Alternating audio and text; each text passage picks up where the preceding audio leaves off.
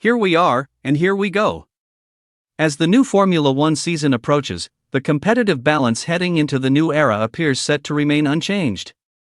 Mercedes and Red Bull powertrains are moving forward with power units believed to use advanced metallurgy to push internal combustion engine compression beyond the intended limit, while still remaining technically compliant with the regulations. The controversy has been simmering for months, long before details leaked publicly in December.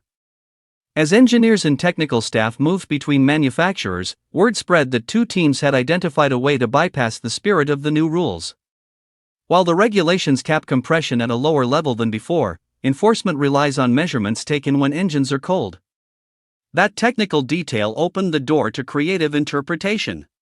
Although the FIA expressed a desire to resolve the issue before the season begins, discussions with manufacturers ultimately ended with no changes.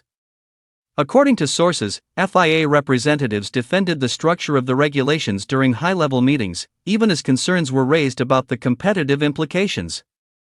Ferrari, Honda, and Audi reportedly voiced strong objections, arguing the loophole creates an unfair advantage. With engines already homologated months ago, any meaningful redesign is impossible. That means any performance edge, estimated to be worth noticeable power gains and measurable lap time, is effectively locked in until the next cycle.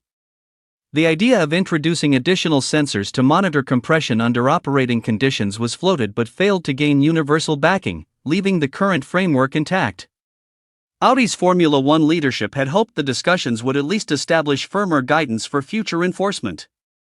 Instead, the outcome preserved the existing interpretation. The governing body appears reluctant to reopen technical definitions so close to the start of a new era, particularly when doing so could disrupt long-term planning across multiple manufacturers.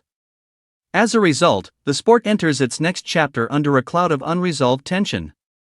An official protest early in the season cannot be ruled out, especially if early performance gaps validate the concerns raised behind closed doors. This situation may only be the first of several disputes as teams push the limits of a fresh rulebook. Still, this scenario is nothing new in Formula One. Innovation, interpretation, and political pressure have always shaped the sport's technical evolution. What feels different this time is the balance of power. Those challenging the status quo may find that their objections do not lead to immediate change. The FIA maintains it wants consistent interpretation and clarity for all competitors. Whether that consistency truly exists will be tested once the cars hit the track and the stopwatch becomes the final judge. As always in Formula One, the rules may be written in black and white, but victory often lives in the gray.